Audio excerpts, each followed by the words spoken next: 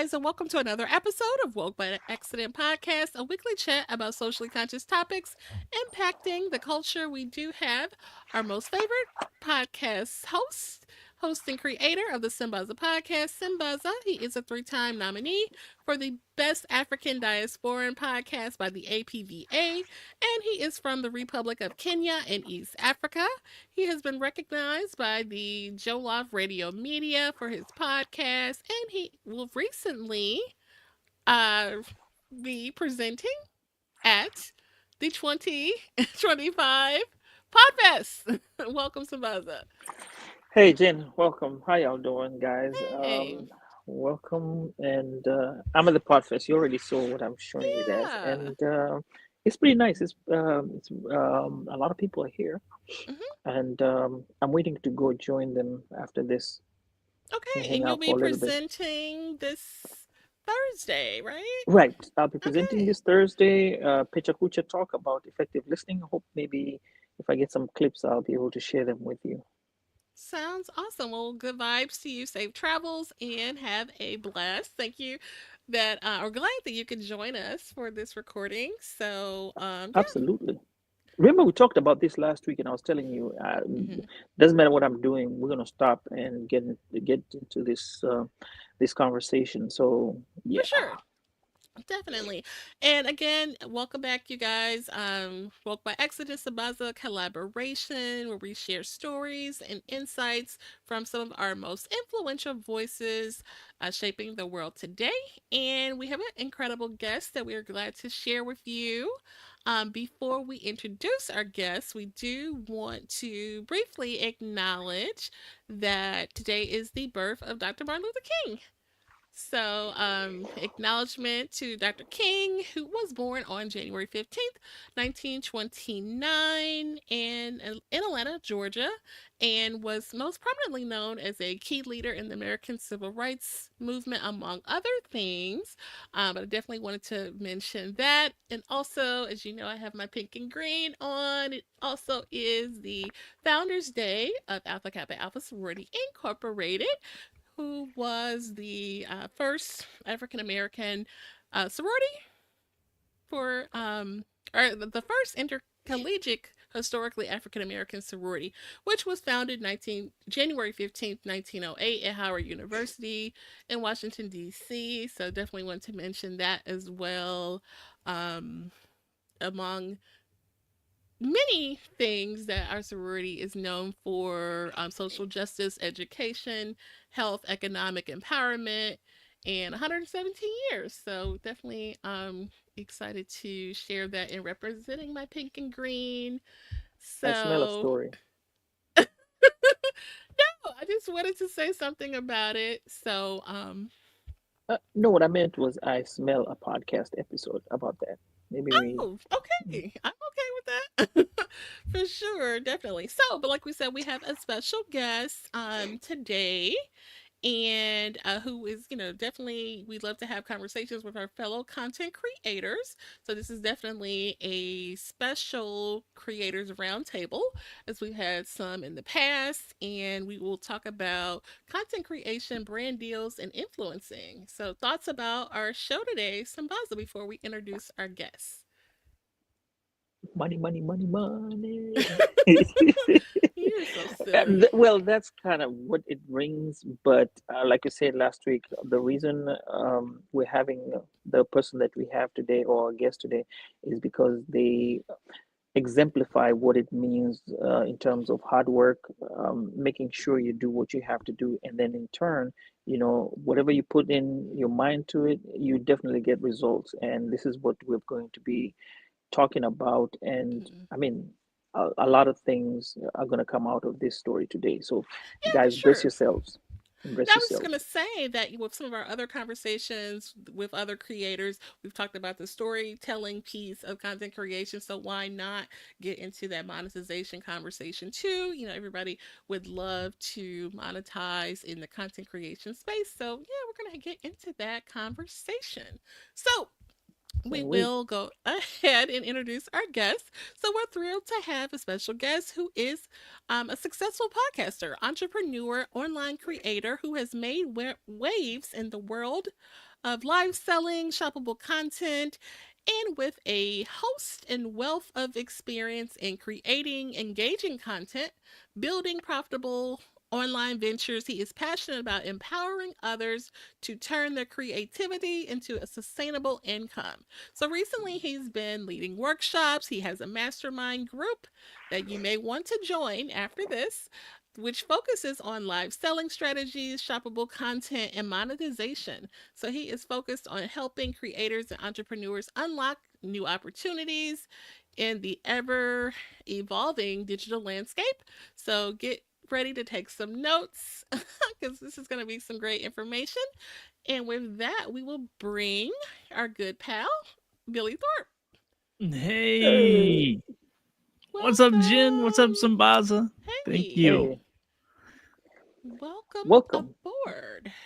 Yeah, Yeah. thank you so much. It's a glad to be here. I'm jealous that you're a Podfest and I'm I not, know, but I right? have fun. Sh- Hug all the people I can't tell. Just tell everybody I said hi at random, even if they know me or not. Just tell them I said hi and I'm jealous. I'm Definitely. FOMO so bad right now. I know. Yeah, I hugged Simona for you, so yeah, I represented already. Oh, so Billy, you are also a part of the Empowered Podcasting community, which we participate in every day from Monday through Friday in Clubhouse, from 6 to 7 Central Standard Time. And we're glad to have you here because it's a great opportunity. We just want to get a little bit of what you share over there and bring it to our audience on this other side. But first, please share a little bit about yourself. Yeah, so as far as I'll try to keep it content creation based. As far as content creation, I'll rewind the tape a little bit to 20 to pre 2020. So 2013 to 2020, I owned a screen printing promotions business. So I really wasn't in the content creation space at all. And then, but previously, I did work for somebody and managed a lot of their content, and YouTube was just coming out at that time. So we're talking Mhm. 15 years ago, and a lot of TV production and stuff like that. So anytime I share my story, I want to bring that into context because I don't want it to look like, oh, it was so easy and it only took this guy 3 or 4 years to figure this out. Mhm. Because I want people to know like I came with some skill sets before I started doing content. And fast forward to 2020, the pandemic happens. My t-shirt printing business, we catered to large audiences. We worked with nonprofits to build product tables. So very much like the event you're at, that's what we did. We helped those people build Mhm. tables and Mhm. of product to raise money and do all that stuff. And so obviously all that stuff went away in 2020, and I was like, I don't know what I'm gonna do. I've been doing the same business for almost a decade. Didn't really build an online audience at all, and so I'm sitting there like with my hands up in the air. My wife just says, "Well, what do you want to do?" And I go, "Well, I think I want to create content. Like this live streaming thing is cool, and podcasting is cool, and maybe I want to." And I had like a couple little small podcasts, like a little business community podcast, and a saltwater fishing show, a small one. And then I ended up selling that first saltwater fishing show to my partner at the time. And then during the pandemic, I started another one. And so that's how I got into the podcasting game. Was actually a live stream fishing show, and then Mhm. it turned into podcast, and I sold that, and I started this other one. And I did that for 3 years, about 140 episodes with my podcast Oh partner and wow. co-host. And so it was just a lot of fun. That's how I got into it. And we took that real niche market and was able to go get a sponsorship deal, closed over a $10,000 deal in our first sponsorship with Nice. 400 downloads with the podcast. And so that was Wow. kind of my eye opening, like, wait a minute, there's like money in this space. And then Mhm. that's when I jumped on Clubhouse and I started. I was probably creating podcasting rooms and being a part of podcasting rooms before. Well, actually, I think the original Empowered Podcasting came out of something else. So I was a part of that Mhm. community and there was a lot of communities back then in this content space. And so I remember being in those rooms talking about monetizing a podcast, and people were like, "Wait, you make money with your show?" And I'm like, "Yeah, doesn't everybody?" Like, Mhm. and everybody's like, no, dude, we don't. Like, what are you talking about? And so from there, I started helping podcasters and kind of coaching them along. And then I met my friends Monty Weaver and Chris Giles, and they were like, "Hey, dude, you like sponsorship deals and brand deals and going live and creating content? You should check out Amazon Influencer Program." And I checked it out. I started making some content, started making some money, and then I was like, okay, there's a good opportunity here to work with up and coming brands, up and coming Mm-hmm. sellers new to the platform that need content for their products. And I just have built a system over the last 2.5 years that it's been pretty wild. I mean, we've done over 6 figures in profit 2 years in a row. And, it's just crazy. And I do about 100 and I averaged 108 videos last year per month. So Wow. I've been Oh my busy. God. So if I sound Right. hoarse, it's because I've been busy. So yeah, I mean, we can break all that down, but that's kind of my journey through, through the Yeah. whole process there. Okay. So now that's the Billy the money guy. I want to know Billy the person. Who is Yeah, Billy the person? Yeah. yeah, so Billy the person, so I'm just a dumb kid. I dropped out of high school. I went to college, kinda, and kind of dropped out of there as well. Full of ADHD and just could not focus on anything. So that was really the kind of the startup. Grew up very modest family. Uh, Mm-hmm. not just hardworking parents. Work they still work to this day, and I grew up though, and I kind of grew up with this grandfather. My mom's remarried a couple of times, and so my dad Tim, his dad is an entrepreneur, like a real entrepreneurial kind of guy, like all Mm-hmm. kinds of stuff going on, and I always just admired the ability that he had to get in his car and just drive around and do whatever he wanted. And so when I was like 5 or 6, I'm like, I'm gonna figure that out. Now I don't really get to do that because it's not my business model, but I Mm-hmm. just admired like the freedom that he had to kind of like do what he Definitely. wanted when he wanted, and he didn't really have a schedule. Or I mean, I'm sure he did, but on the outside looking in, I'm like, oh, this guy just drives around and does cool stuff.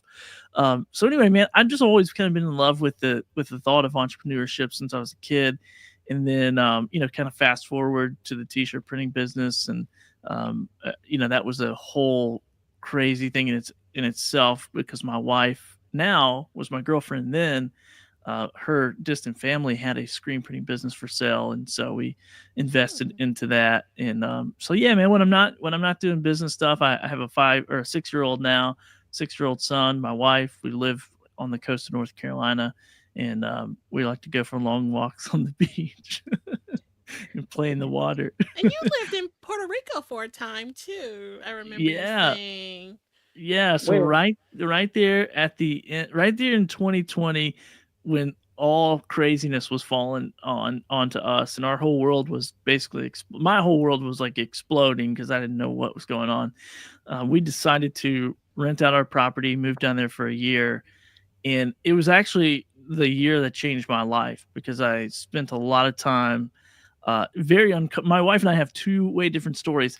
I love Puerto Rico. I love the people of Puerto Rico, but I do not cannot live there. I mean, it is not my paradise. And Oh, so oh, you were the just there, Sambaza, right? Yeah, I was there last week, Mm-hmm. a That's week right. ago. We That's we right. we went for a brief weekend. I yeah, love man, Puerto Rico. It's my I second did. time, I and just hate the I like internet. I hate the I hate the internet. Oh. It it. wasn't good, Oh, and maybe it was just where I was. Maybe they didn't have Starlink back then, back a few years ago, but now they do. But anyway, so I Mm-hmm. worked online, so every time the internet would go out, the power would go out. But it was hot in the house we lived in, and so. But anyway, I was kind of like in this pressure cooker, and I was like, dude, you got to figure this out. You got to figure out this Mm-hmm. business thing. You got to do the hard stuff.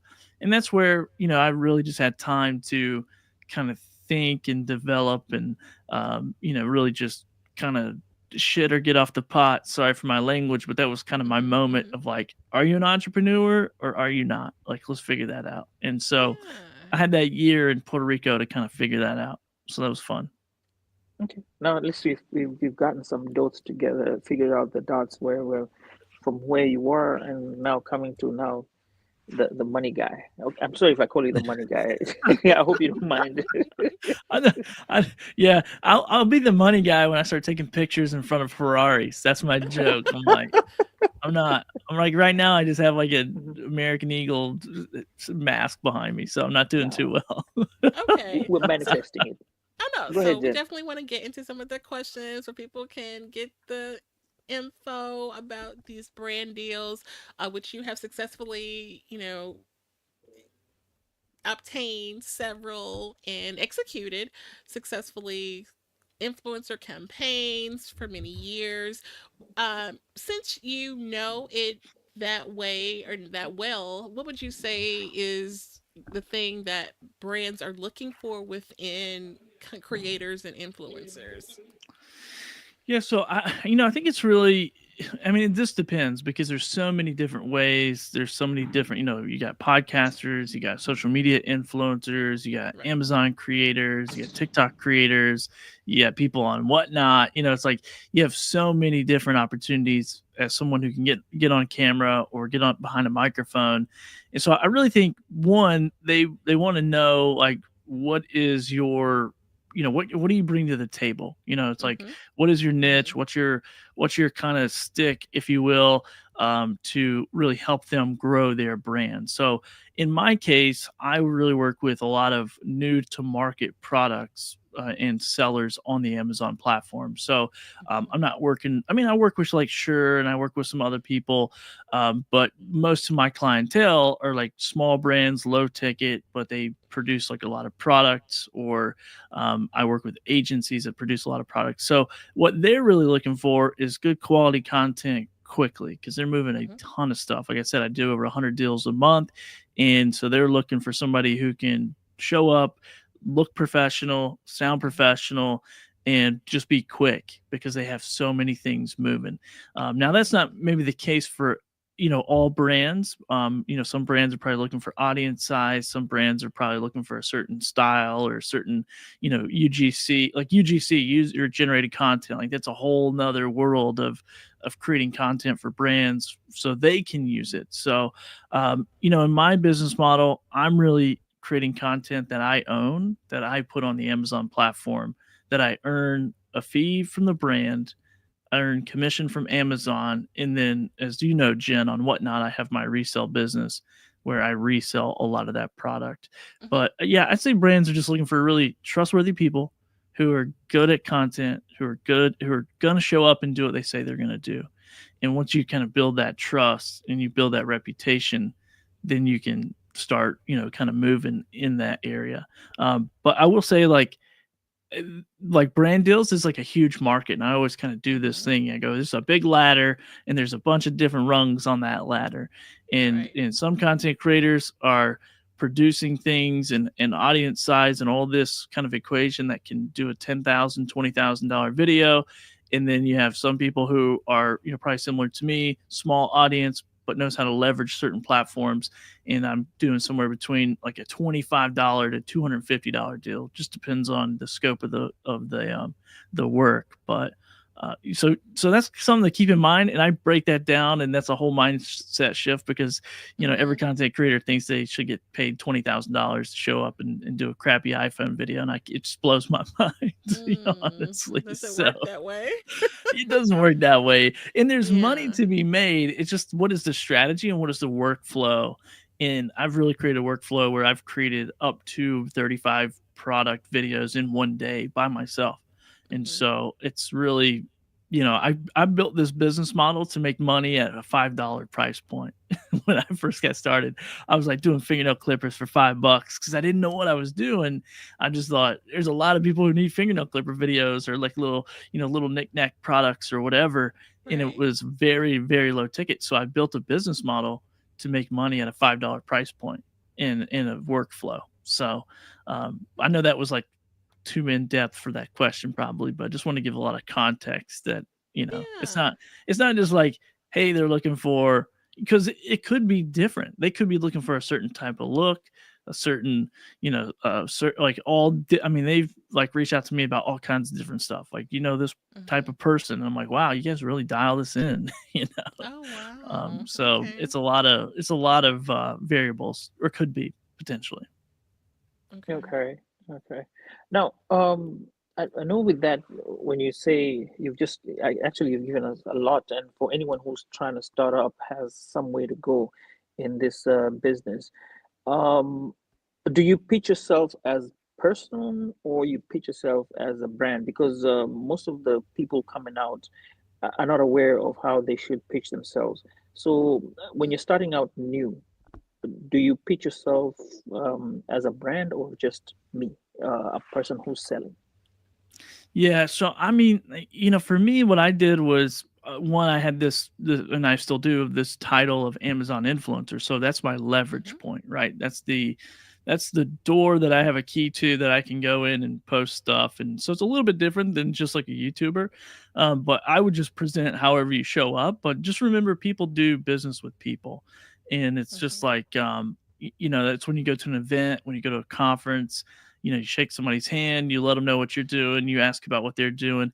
And most of the time, what I find out is that Simbaz is, I'm not really going, and this kind of happened at Creator Camp. I went to eCam's Creator Camp like back in Mhm. October to speak about monetization. And I'm sitting on the bus with somebody, and they're telling me about their business, and I'm just asking them questions. That's all I'm doing. I'm asking them questions, and they are part of a bigger brand, a bigger organization that we all know the name of. And out of the blue, somebody just turns around and just pitches them hard, like, well, I do this and I've been doing it for X amount of time, and if you need help, I'm here to help you. And I'm just sitting there like, wow, like that is aggressive. Like, you turn around, you heard our conversation, you pitch yourself. I didn't do that. I was just Mhm. listening, asking questions, inquiring. Really, I was curious. I stay curious. Like, how do you work with influencers? Because oftentimes I might call a brand or talk to a company, and I'm just really curious about their business model. How can I serve Mhm. you? Is my question. Can I even serve you? Am I even a good fit? Let me try to disqualify myself and not Mhm. even worry about Mhm. what you can do for me from, brand side, but can I get creative and help you market your products? It's like, if I was going to pitch somebody and I was totally new to this, I would go like look at their whole. I'm first of all look at my whole entire ecosystem as a content creator, see what kind of packages I could even offer, put together, see if there's any value there.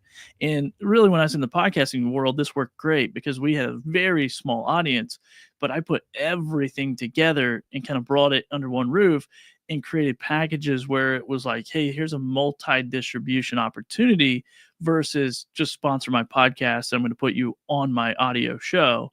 It was more like, Mhm. here's audio, here's video, here's Instagram, here's a newsletter, here's yada, yada, yada. And here's this package.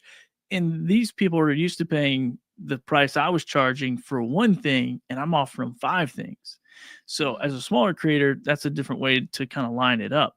But look at your whole entire ecosystem as a content creator, and then go study what they're already doing and see what kind of suggestions you can make. If you're a professional content creator and you're like, hey, you know what? I noticed your Instagram account. I noticed you only post a few times. Like, what if you did a few more times a month? What if I can make a video for you 3 times a month and you pay me, $500 or whatever, or $1,000 or 2,000 or whatever your price point, is. And that's Mhm. a whole animal in itself. But that's a different conversation than just, hey, I have a podcast and you should sponsor my show because I need to pay my podcast bill. I can't tell you how many horrible pitches I've heard like that. I'm like, nobody cares about paying your bills, dude. Like, they Right. care about paying their bills. How can you help them? So yeah, Yeah. I always just show up Mhm. as much of a person as I can, and it really depends on your content. But I think people do business with people, and once again, I'm getting a little wordy with all this information, but I think you just show up and ask questions. You just be Mhm. curious, and this happened with me with a friend of mine. I went to college with him. He works at a very large company, very large organization. That's a conglomerate style company. So they got a Mhm. bunch of different ones that they have. And I started talking to him about the Amazon influencer thing 5 years or 3 years ago, I guess. And he's like, "Yeah, it's on our list. It's gonna be 3 to 5 years. All the red tape. We're just gonna watch it and see what happens." And I just check in with him so often. Hey man, what are you guys doing? You thinking about this, whatever. And then he finally reached back out to me not too long ago. I was like, hey, we're about to move on this. We want to get in touch with you. Want to jump on a call and see what we can do for you, and see, whatever. And so I think it's a long play, and it's Mhm. Mhm. putting your portfolio out there. We're content creators. This is our portfolio. This podcast is your portfolio. Your Amazon influencers, your portfolio. Your TikTok, your Instagram, wherever you want to play, whatever space, go create content, and then Mhm. Mhm. the portfolio will speak for itself. So when I pitch a brand right now, if somebody reached out to me and go, "Hey, we want to make an Amazon video," I go, "Oh yeah, here's 3,700. I'm almost at 3,700 videos on Amazon." I go, "Here's 3,700 times that I've done this for other people. If you see Mhm. something you like, we can create something for you." And so that kind of speaks for itself to a certain degree when you get to that level. Okay. So, what I'm understanding is that after a while, you will be at the point where the quality of work will speak for itself. You don't have to push it like the way that guy you were talking about. You give an example had to come in and push himself and say this is it. To you, you've gotten so comfortable. It's like okay, it's not that I don't need you. I do need you. But how can we do it in a way that you don't feel like I'm pushing you towards buying something? It's not a buying thing. It's like, let's figure something out. I think that's what I'm getting from this conversation. Go ahead, Jen. Well, no, I was gonna say, and I can speak to the live selling piece because I am in that world. Um, and I know other content creators who are live sellers. They are always watching, what you put out. They're looking at not just your number of followers, but apparently that's a factor too. So I wanted him the ability to kind of speak to that part too. But I mean, I know one lady, she's a seller on multiple platforms, but and one of them reached out to her and she ended up in a commercial, for Poshmark or what have you, just from looking at. But she makes like these really personal videos. Sometimes I make videos where it's like I'm showing things, but I guess it's like speak to like what they're looking for that they, as far as them watching your content and things like that. Yeah, I think they look at it and go like, does that match our brand? Like if Mhm. this Mhm. person was on camera recording a video about our water bottle, like does he match the water bottle brand? Does he bring those same Mhm. values? Mhm. I think that's what happened to me on Whatnot. I got on Whatnot and I was reselling the free product that I got from Amazon, and I kind of themed it out to the electronics category. And so I go on the, live on Whatnot, and of course I use my pro camera and my eCam and my multi scenes and all, I'm just live streaming the way I live stream. Well, next thing I know, my phone is ringing, and this guy's Josh is not there anymore. But I pick up the phone and hey, this is Josh over here at Whatnot. I'm the head of electronics. Oh, cool. Nice to meet you. How can I help you? We saw your show. It's the most professional show on our platform. We want you to Mhm. go live more often. And I go, well, that's great, but I don't get that many products because there's my, I tell him the whole business strategy, Mhm. and then he's like, well, why don't we buy a pallet, send it to you, and see what happens? Oh So we wow.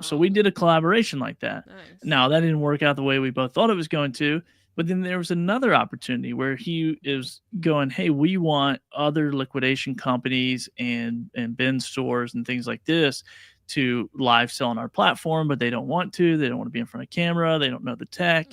Can Mhm. we fly you to their location? You live stream, sell their products, they ship, they do everything else. You get a commission off of whatever live stuff that you live sell. And it's like, so I didn't do that opportunity because I got my own business and in a family and everything else. I didn't want to be on the road or in the air, and so Yeah. I turned that down. But that is an opportunity that comes just by showing up and showing up with quality content consistently, and being able to represent the brand. And so Whatnot Mhm. saw that and they go, oh man, this is really good quality. We want more of you on our platform. how And do you we do stood that? out from others too, where the multi-camera view, I don't see a whole lot of that. So yeah, Dude, definitely. whatnot, dude. If you can't make money on whatnot, I don't even know what. I mean, it is wild over there. like I, Yeah. I see so many shaky cameras, and like I might bet to Yeah. vomit, but I'm still bidding because I want the product. So it's a True. wild world. But it just goes to say, and the same with Amazon. Like if you go look at Amazon Live influencer videos, they're horrific. There's some of them that are just terrible, Okay. Really? and On Amazon. there's Okay. some people though that that is their strategy, just to be a regular person Mm. who is doing whatever. But I tell you Mhm. what, I get way more brand deals than all of them. I get way more Mhm. offers than all Mhm. those people, and that's my business structure. Is like the Amazon money I make in commission is the bonus. The money I make with brands and the money I make, getting the product and doing better quality videos and getting better quality product that I can now resell or make higher commissions off of, like that's the bread and butter for me is the brand deals. And so Mhm. I'm in the business of B2B, not relying on platforms. And this is the big thing that I teach in my mastermind group is if you rely on a platform, you're going to lose. Like, Mhm. period. Mhm. If you rely on the income, the algorithms, if you rely on someone else's business to grow your business, you're out. Like, it's going to change. Mhm. Look at TikTok. We're days away at the time of this recording. We're Yeah. 4 days away from potentially not seeing TikTok in the United States. And who Mhm. knows how long that'll last. But I know a lot of content creators who went all in their creator program. And I told them in the beginning, I'm like, dude, whatever comes fast goes fast. And Mhm. the same with Amazon. When I started doing Amazon videos, I was so stoked. I did 30 videos. I started generating $300 to $600 a month. I'm like, dude, this is great. I'm gonna be rich. And then luckily, someone told me this will not scale past a certain number. And I listened. And luckily, I listened because last year we saw this ginormous dip in commissions. I Mhm. did I put it into perspective in one sentence. I did almost $10,000, 7,000 something dollars less last year on Amazon Oh with no. 1,300 more videos. So that's a loser. But my business Mhm. grew. But Mhm. but my business grew because I worked with brands, not with platforms. And that's my motto. Is like, and it's slower, but it's more consistent, more Mhm. predictable, and it's more of a business, in my opinion, and not a side hustle. Mm. Now I'm getting into Yeah. philosophy and theory. Sorry. No, no, No, no, no, no. I that's love it though. good. I love it. Yeah. It actually ties into my question next because you are looking at the way we're actually going to talk about how to protect ourselves from bad deals and negotiating fair compensation from brand packages. You've just spoken a little bit about it, and said, you need to look for listen to people. You need to look further than what you're at, not first, what comes fast goes fast. So if you're looking at it Mhm. just by your vision, no, you got to look at it 10 steps ahead. um that's where I ask, how can our creators protect themselves from having these bad deals and not negotiating themselves well or strategize well in order to give out cool or nicely incentivized brand packages so that they can outlast their time in with that company. Say for example it goes down, like what you just said, lose lose revenue, business still Mhm. grows, something like that. How would Mhm. you tell creators to do it? Yeah, so I mean, I always think that you have to, and this goes for anything. This goes for like a 9 to 5 job as well. It's like, Mhm. and I used to do this, and when I worked for other people, and I would tell them at the interview, in 1 year from now, you can pay me whatever you want. I'll agree to it right now. But in 1 year from now, I'm renegotiating my salary based on my performance that I keep track of and that you keep track of. And so what I would do is in that 9 to 5 job, every time somebody tell me, oh, you did a good job, great job, good job, you did this, oh, you grew our business, oh, you did this, blah, blah, blah, blah, you're the best sales guy ever, whatever. I just make a little notes of that. And then when I go back to the negotiation table in the next year for a salary increase, I go, Mhm. well, I think I want to, 10%, 15% salary increase. Well, why do you think that? Well, I don't think that. You do. here's what you told me all year long. I'm the best. I'm the man. I did the sale. I closed the deal. You told me I deserved this. I didn't tell you I deserved it. So it's kind of the same thing in this brand deal relationship. How I view it is I started off really low ticket and then just built my value. And plus, I was new to the industry. It wasn't like I Mm-hmm. had 10, 20,000 followers on YouTube or a million followers on TikTok. Like, I didn't have any I didn't have any track record of being good at this. And so I had to start somewhere. So I was grateful if somebody would pay me $10, $20, $30 to make a video and I retain ownership and post it on Amazon and continue to make money. So I think one, the deal structure really matters. It's like, Mm-hmm. is this a video that they're going to own, that they're going to use in their marketing campaigns? Like that's a way, way, way, way different price than you're just paying me to learn your product and make an Amazon video that I continue to own, that I continue to Mm-hmm. use, that I continue to make money off of. Like that's way two different things. So I think you just know in your gut, like, is this somebody who I'm a partner with, or is this somebody who's taking advantage of me? And really, the way you protect yourself is when you stand up for yourself. And if you got to stand up and say, hey, hold on a minute, or if you got to stand up and turn around and walk out the door, you got to be prepared to do either one of those. And Mm-hmm. that's with the job, or that's with the whatever. It's like you gotta just take up for yourself because nobody else is. And really, you gotta protect yourself in knowing, like, what is your true value, what is your true worth. And I hear this a lot of times where we get in these rooms of content creators and it's like, oh, you're not, people used to tell me this all the time with Amazon, you're not valuing yourself, you're devaluing the industry, blah blah blah blah blah. And I go, nope, I found my place in the industry. I know I'm not here. Can I create a $15,000-$20,000 video? Absolutely. I got Mm-hmm. plenty of media, time and whatever. Do I have an audience that will handle that? Absolutely not. Do I want to do that? Absolutely not. Do I want to take 3 months to go make $18,000 and then I got such a big video project? Now I got to outsource every piece of it, so I end up with $2,000 or $3,000. Mm-hmm. Or do I just want to create consistent revenue all month long and continue to hit $10,000 months every single month? Mm-hmm. So Mm-hmm. it really depends. Protect yourself to your own methods and really figure out what you enjoy doing. Like, I love opening up 100 packages a month. I would rather do that all day long than open up one. So that's a benefit to me. I love reselling on whatnot. I love being able to gift things to people and hook up my neighbors and do all that kind of fun stuff. So all that brings value to me. So yeah, I think know your strategy and know your numbers. And if it all makes sense, keep doing it, no matter what anybody else says, because there's people who will never agree that I'm doing myself justice with my pricing model and how I Mm-hmm. negotiate deals.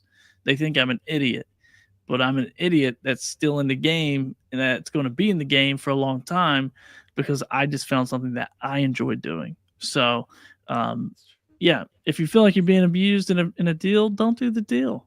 Walk Mm-hmm. away. So, So I got a question though. This is about the rate cards because that's where you say that you're being undervalued. Um, Mm-hmm. how do you know where or how to price yourself? Like, say, for example, when do you know that, hey, I used to, when I start off, I'm taking $10 an hour, right? And then, no, no, no, I feel I need to be taking $50 an hour because of what you're saying. How are you able to start off? Because even for me right now, I'm not being sponsored by any podcast. I don't have any gifts that I'm getting from sponsorship deals. But when I go there and they ask me, how much do you want us to pay, how much do you want us to pay you for this deal, how do I level myself and say, look, okay, I've had X amount of episodes, which will equate to me now charging this particular, or this is what I'm expecting because I've given the viewers, or this is my audience, or these are the downloads that I have that justify me to be in this kind of scale. What do you have to yeah. say about that? Yeah. Well, okay, so my podcast monetization strategy is much, much different than anyone else's.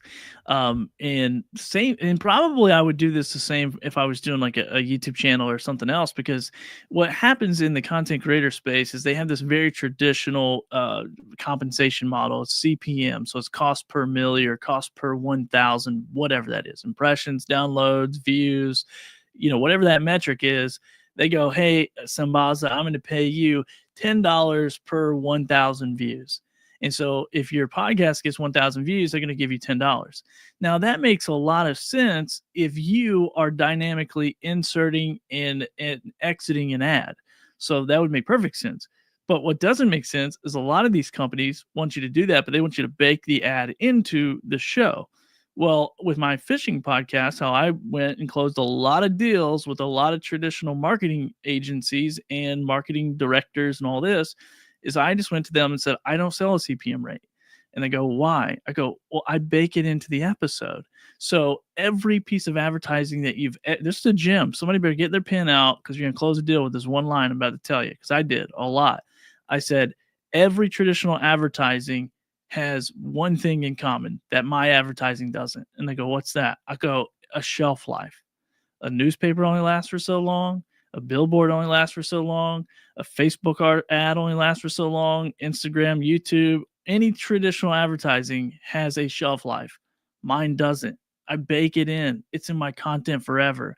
So I'm more than happy to charge you a CPM rate, but you're going to get a monthly invoice in perpetuity forever until my channel gets shut down or I turn it off or whatever, because I'm going to get views on there, especially and this will really works. Now, this wouldn't work for like a current events podcast, but it will definitely work for something that is like evergreen. So how you catch a trout and how you catch a flounder and how you catch a red drum is going to be the same forever. And people are going to look that up. And so we have sponsors who paid us $100 for a spot on our show, 4 or 5 years ago, that are now seeing that same episode get 20, 30, 40,000 views. They pay me one time. So it's like, I say, name another advertising medium that you can pay one time ad spend for a lifetime ad. If you can name one, I give it to you for free. No one ever could. They signed the contract. And we did deals with local people. We did deals with Academy Sports, which are like 1,400 locations in the US. And it's just how you bring this in the podcasting space. It's more about the pure audience and about the community and about finding sponsors that really match those. And I think that's the challenge. And you only have certain, so many places. Like I can scale my business right now because I can just do more videos. I can hire somebody to do more videos. I can buy product in bulk and resell it on whatnot. There's a lot of ways I can make way more money than I could on my podcast, because my podcast, I can't just smack it full of ads. I got to have the right people to pay that premium price to make it make the most sense for everyone. So most podcasters are baking the ad in, but they're only Mm-hmm. getting a CPM rate and they are getting screwed. And I hate it for them because they don't know how to pitch it. And they gotta swing. They gotta really know what they're talking about and get in there and go, look, I might only have 400 downloads, but I got Mm-hmm. a super niche audience. I'm talking about fishing on the coast of North Carolina, and that is it. And if that's who you're looking for, the fisherman, the fisher lady, whatever, the kids that are listening to how to catch a fish, like we are the podcast. And this is just the beginning, and we're going to get bigger and better. And you can come with us, and we'll lock you in to this we'll grandfather you into this rate. Or you can wait until 3 years from now when my podcast is getting 20,000 views, downloads an episode, and then you can pay me like a real premium. you know so Right. Right. that's how we handled that. Now it's not going to work for Mm-hmm. every podcast, but there's a Right. lot of podcasts out there that are putting out evergreen content. So you That's just got to gear it up a little bit different, in my opinion. No, that was really good. And that definitely got my wheels turning. I'm just sitting here thinking, like, for you, it was fishing in that world. But, for me, I just talked about Divine Nine. And I'm sitting here, with hair and makeup and, representing brands. This is, and those are opportunities. So you really have to customize that and tailor that to you. Absolutely. And I Mm-hmm. don't think it's just like, niche fishing and fishermen. Like I told the same story to somebody and they're like, well, I got a big broad podcast. Like, how do I figure out a niche or whatever Mm-hmm. to pitch? And I Mm-hmm. go, well, go to your analytics and see where your biggest listening audience is from. What city are they listening from? Oh, they're listening from Nashville or Chicago or wherever. Great. Reach out to businesses in Chicago and go, look, I got this podcast. We talk about X, Y, and Z. I got 10,000 people or 500 people or whatever from the city of Chicago listening to this podcast. I'd love to advertise your pizza business on it or whatever. You can go that way too. A lot of different ways. And then another thing too, Jen, is like with your brands that you have that you talk about, the makeup, all that stuff. If that's a part of your show and that's a part of your podcast, and you can naturally kind of put a spot into the show, go see if they have an affiliate, linked relationship or Mm-hmm. whatever. Start getting results, and then take those numbers back and go, hey, here's what I did pro bono. Basically, I put this on for free. Mm-hmm. Here's the numbers I got. Let's talk about a real money deal here. What I Right. can do just on my own. What can I do if I had some of your backing and some of your sponsorship and support?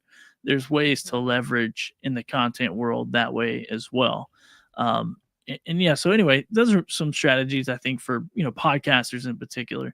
But yeah, the Amazon thing, the video thing, it's a little bit different. Mm-hmm. There's a lot of ways to go after it, and so yeah. Anyway, I love it. I think all content creators should be monetized and brands should be compensating them to some degree. Definitely. Sambaza? I have my next question will be in terms of now you personally, right? Let's talk about some things that have happened to you. Any memorable success stories or lessons that you have learned that you've experienced during your live streaming? Maybe you can throw in a couple. Yeah, I mean, I think a couple of things is one thing I've learned, and I'm not really been good at this. I mean, I'm just now kind of getting better. And my wife always said it, and we've been married for 10 years, and she's probably told me for 9. You gotta enjoy the process. You have to enjoy the process or go through the process. Doesn't mean you're always going to enjoy it, but you have to go through it. And you got to do the hard thing to get the result that you want. It's like there's a reason why gold is valuable because it's hard to get. And so, I think that's what I've learned is just keep showing up, and people will start to notice that you're showing up. I got invited to be at Ecamm in October, and it wasn't because I was reaching out to Ecamm saying, "Hey, I want to come to your event. I want to come to your event. Like, book me, book me, book me." It was because I kept showing up. I just kept showing up, kept talking, about what I was doing, kept live selling, and so once again, it's like this company that I use, that I know, I love, I trust, and I tell everyone about them without an affiliate link. I have an affiliate link, and I never even share it because I just love the program so much. I'm Mm-hmm. a part it's of the Ecamm fam. I'm in, and so I think when you continue to show up and you continue to be consistent and you do the what is it? Consistent application of elementary things. Someone told Mm-hmm. me that one time. Consistent application of elementary things, and so do those small things just consistently, and that is compounding interest into your business, into your content, and luckily, our businesses we put it out there, and it now becomes a part of our portfolio, and people can literally go look at your content and just see like when you started to where you are now and how much you've progressed and how much you've gotten better. And we're using and developing skill sets. And so I've learned more of that type of stuff. And I think that's the real opportunity for me of doing this business over the last couple of years is I'm seeing that compounding interest of me just showing up, and more people getting into my community and getting into my world. And, I think the other day when somebody sent me a video of Gary Vaynerchuk talking about live selling is the future in Mm-hmm. 2025, and they go, "What do you think about this guy?" And I'm like, wow, first of all, just that you would even this guy and my name would be side by side in someone's Yeah, mind Gary is V. pretty crazy. Mm-hmm. Because he's Mm-hmm. like, I mean, I give him crap, but he's like the goat of marketing. It's like he's called a lot of Mm-hmm. these things, and so I'm like, okay, man, I'm on to something. Like this is cool to be in somebody's mind and be beside that guy in their head. So that was kind of a fun opportunity. But I know I didn't answer the question very well, but No, I no, just no, think no. it's inspiring for sure. You've just been moving. You've just been adding and adding and adding, and I think this is gonna be from us to you. Um, you're gonna pitch to us and pitch to everyone who is here watching you and listening to you, how we can contact you. Just do a pitch on how we can contact you. This is the Sell to worst us. I get the worst pitch ever, baby.